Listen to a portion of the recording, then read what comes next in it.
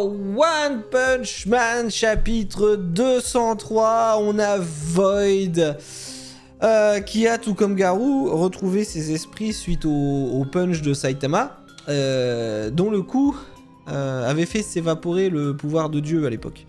Là, on a exactement la même chose, suite à quoi Sonic et Flash vont l'attaquer directement, comme ça. C'est rapporte toujours avec les ninjas, hein, le côté Saitama disait ah mais je comprends ce que c'est qu'un ninja en fait, c'est d'attaquer les gens sans prévenir. Bah là on a la même chose, voilà. Donc Sonic et Flash vont l'attaquer direct. D'ailleurs c'est si rapide que les Tenito n'arrivent même pas à suivre le combat. D'ailleurs ça va pas empêcher Blast de stopper les sabres de Sonic et de Flash avec 2 doigts comme ça. Donc ça en dit long sur sa force et sur sa vitesse, même si on sait déjà qu'il est balèze. Hein, pas autant que Saitama, mais il est quand même balèze. Par contre, je suis en train de penser, du coup on oublie les précédents chapitres, les précédents scans, dans la version 1 ou la version 2 je crois que c'était.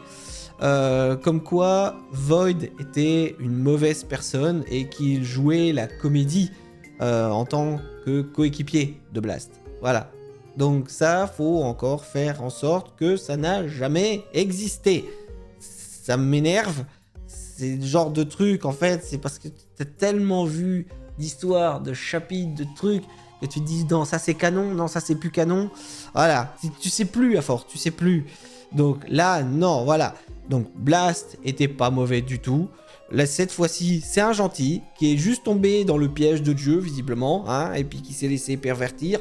On comprend d'ailleurs, à ce moment-là, que tous les pires défauts d'une personne qui se fait corrompre par Dieu et sont amplifiés au maximum pour en faire un monstre. Il explique aussi que les Tenito, du coup, ont dû hériter de ces mauvais penchants.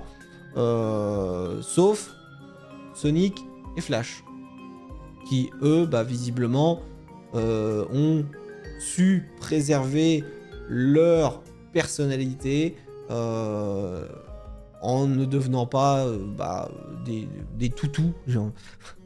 C'est con de le dire comme ça, mais c'est ça, en devenant des toutous tout simplement. Petite note amusante au passage avec un Saitama à l'arrière qui aimerait bien que Sonic et Flash arrêtent leur engueulade. Void qui dit qu'il doit tout de suite repartir sur le front pour combattre Dieu, mais qu'il aimerait se faire pardonner de ses exactions une fois que tout ça sera fini. Sonic qui en rajoute une couche d'ailleurs en disant que si les Tenito veulent vivre librement, ils ont qu'à devenir plus forts, suite à quoi Saitama va leur suggérer tout simplement de faire de la muscu.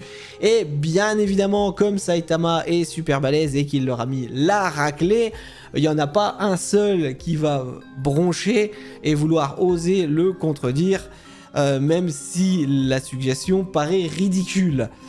Voilà. Mais le problème, c'est voilà, tu peux rien dire en fait, et il leur a foutu la pâtée. Tu vas pas contredire quelqu'un qui t'a battu.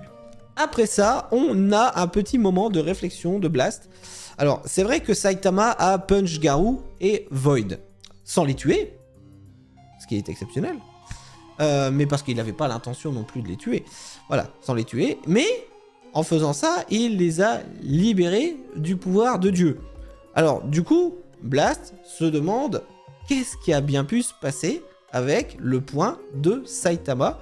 Et on a droit d'ailleurs à une image mais super intense avec ce point de vue en contre-plongée avec Saitama et son point en bas là. Waouh, cette image est magnifique, mais vraiment magnifique. J'hésite à la mettre en fond parce que c'est dommage parce qu'elle est verticale et du coup comme les miniatures sont en horizontale, ça collera pas, il faudrait que je le coupe en deux. Ah, je sais pas si je la mettrai en fond. Mais en tout cas cette image elle est incroyable.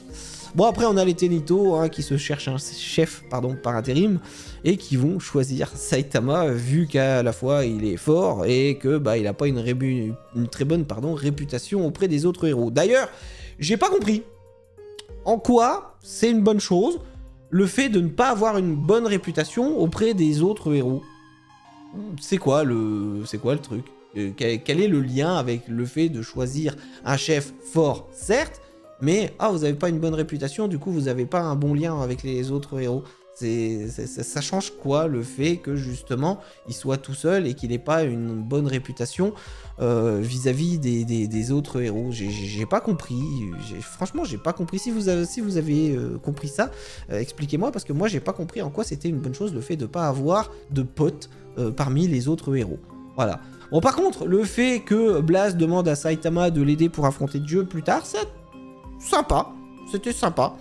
Même si Saitama, bien sûr, idiot comme il est, enfin pas idiot, mais simplet comme il est, bah il comprend pas bien ce qu'on lui demande, mais qui répond bon ok, bah le jour où tu viendras me chercher, je peux toujours te faire du thé, quoi. Pourquoi pas. Blast et Void, du coup, qui s'en vont. Là où c'est intéressant, c'est l'endroit où ils vont atterrir. C'est marqué qu'il s'agit d'une dimension entre l'espace et le temps.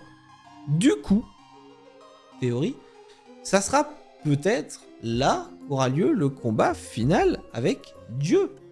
Vu on voit des planètes dans le ciel, on peut facilement imaginer un combat avec des planètes qui explosent ou qui se battent, vous savez, en allant d'une planète à l'autre, qu'ils explosent carrément des planètes, mais ça n'aura pas vraiment d'incidence, parce que c'est une dimension entre les dimensions, un peu à la manière du 4e film d'Indiana Jones, pour ceux qui ont la ref.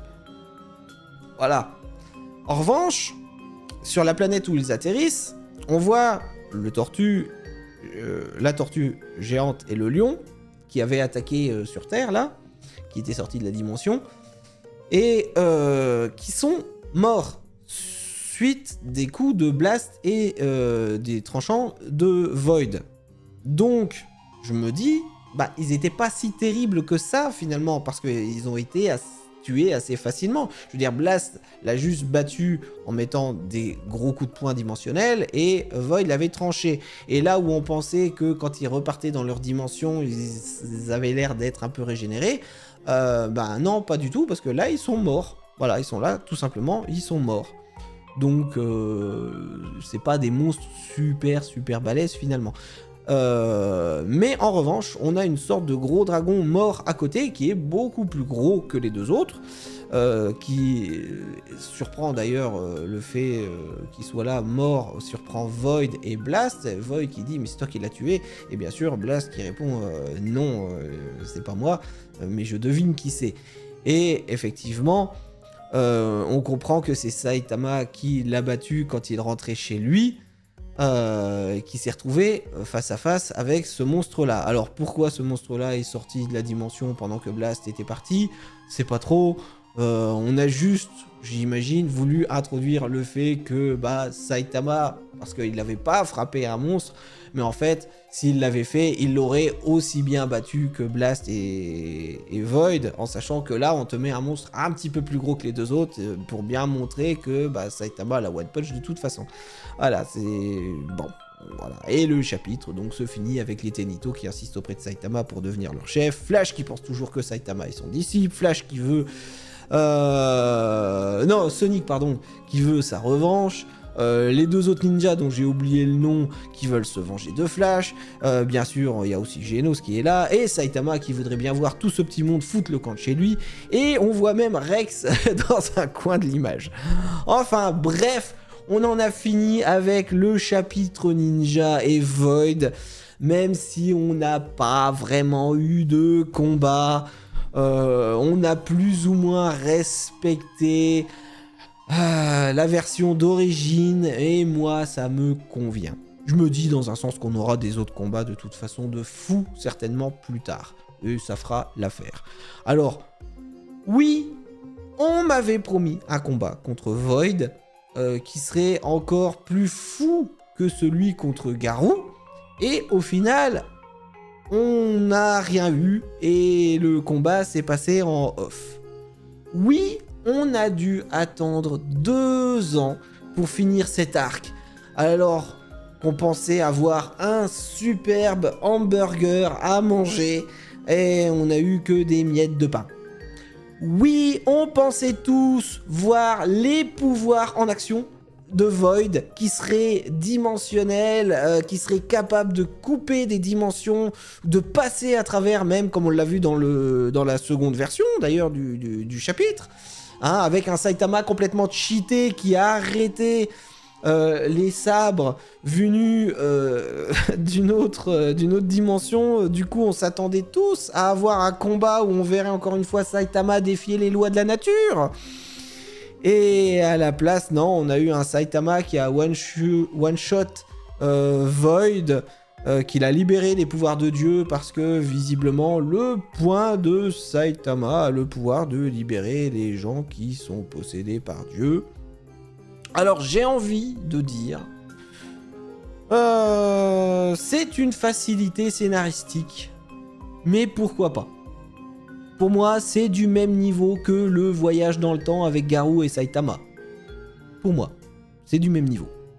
Alors, Blast qui a conscience de la force de Saitama, mais surtout sa capacité à libérer les gens de l'emprise de Dieu, c'est à noter. Mais est-ce que ça sera utilisé plus tard? Bah on verra bien.